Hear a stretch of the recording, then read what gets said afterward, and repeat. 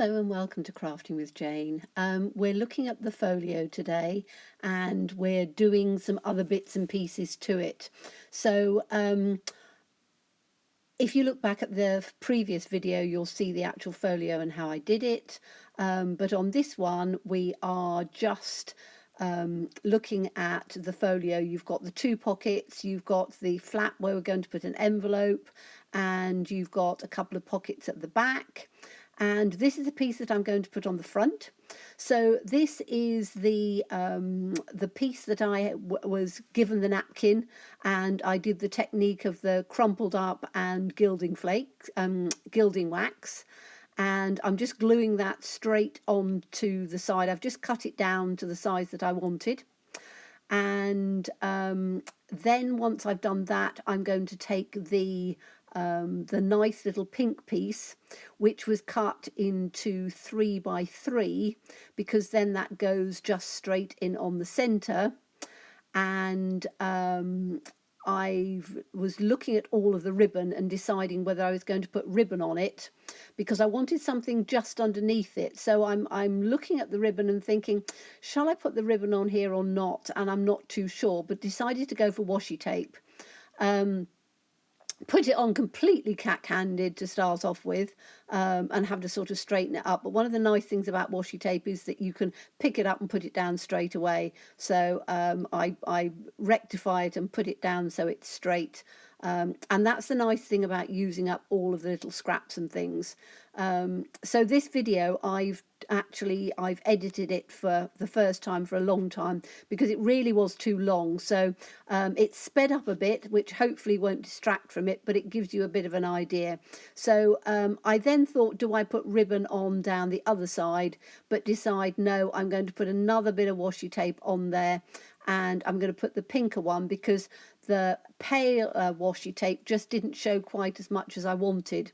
So I thought, right, I'll put a strip down one side and a strip down the other, after I'd found the end, because it was quite difficult to find the end. And again, this was gifted to me, so it's something that I wanted to use in something, and I wouldn't necessarily have used otherwise. So it was quite nice to put it in on this project, and that just gave it a little bit of extra interest, so I could then put the 3 by 3 panel in over the top, which worked quite well. And then I've just got a little heart embellishment, which was a little die cut, and I thought I'd stick that in on the centre. White sometimes just pops things up rather than doing it with a colour. I could have chosen pink or something, but again, it was from my scrap pot. I always keep little die cuts and things that I've got left over, so I thought, right, I'll stick that in on the top, and that would work really well. So I'm just gluing it with Tombow, which has a really fine nozzle and is easy to do, and then was going to put that in. So that's that bit. Now I've got the tags out, and I took a sheet of A4 cardstock, cut 2-inch strips and 3-inch strips, and then literally just cut them in half. So I've done the 4-inch ones, and wasn't going to show you those because they weren't really exciting, so I just cut that bit out. This piece is going to be a tuck spot, so I've taken a 6 by 6 and cut that in half at 3 inches, which then gives a relatively wide tuck spot. Reason why I did that was that this particular patterned paper was very thin. So if I'd done it as a thinner panel to do as the tuck spot, it could potentially have torn. So I thought, right, I will do it. Now I could have matted it onto some paper, but I thought, you know what, it's not going to have anything too heavy in there. So I thought I'd just stick it in on there. So that's just going to come in, and I've glued it on 3 sides, so you've got the little tuck spot in, and then I can put one of the cards in onto that part, and it just pops it in quite nicely. And yeah, those are the cards. As I say, I didn't do anything particularly fancy apart from putting some pattern paper on them, so they're not really worth seeing me actually making them. when I come through into the walkthrough, which will be a third video, you'll be able to see how I finish them off. So the tags, I've decided to do 2 tags for you so you can see them. Excuse me for actually being off of camera for some of this, but I tied the ribbon that I'd been given because it was just perfect size for a tag. Some of it was a bit large, some of it was a bit thick, so I stuck with fairly thin ribbon because that worked well in going through. I usually use thin ribbon or twine to actually do the tags, because then you can tie a nice knot and it lies relatively flat. The thicker the ribbon, the thicker it will tie, and it doesn't always look quite so good. So I thought, okay, what am I going to do with these 2 plain pieces? And I thought, well, I've got lots of little tiny pieces left over. So I thought, right, grab some punches, and then I can just literally just punch out some of the pieces. This is the vellum, doesn't punch particularly well, but this punch is not the greatest. So I had to sort of pull out the bottom corner part because it wasn't punching very well. But I literally just took different small tiny shapes.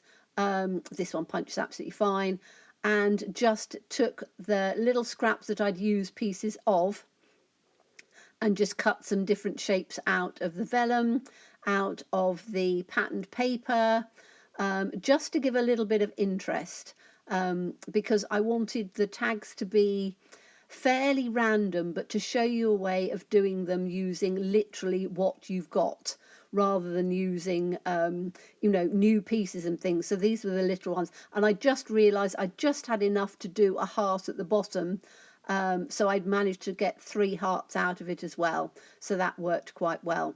And then literally all I'm going to do is do a base of washi, because the washi, again being see-through, is quite nice, and I've put it quite randomly. So I've just done 1 piece of the thick and then 1 piece of the thin,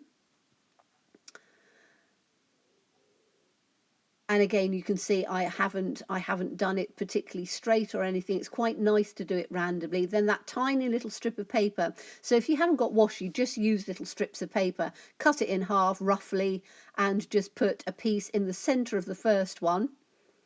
And in the bottom one, I decided I would do it slightly differently and put it just at the side. So 1 piece is at the side and the other piece is just in the center. Again, I've used Tombow because it's a really good adhesive to do a fine little line on, and that worked perfectly. Now the pieces of vellum, I'm just, these again I'm using with a Tombow and a little bit of heart on there, but the little pieces of vellum, I decided I was going to use the Pritt stick, which again is quite good. It's actually works really well because you can't see the glue coming through. You know, if you put vellum on with certain glues, you can see it coming through. Well, with this Pritt stick, it doesn't seem to come through at all. So again, randomly putting them on, which again, because it's vellum and it's washi tape and it's things that haven't got, don't stand out too much, they sort of blend in together.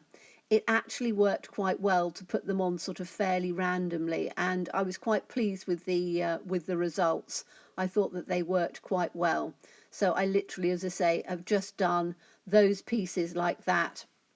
And then I thought, well, I'm going to add another layer and use one of these flowers.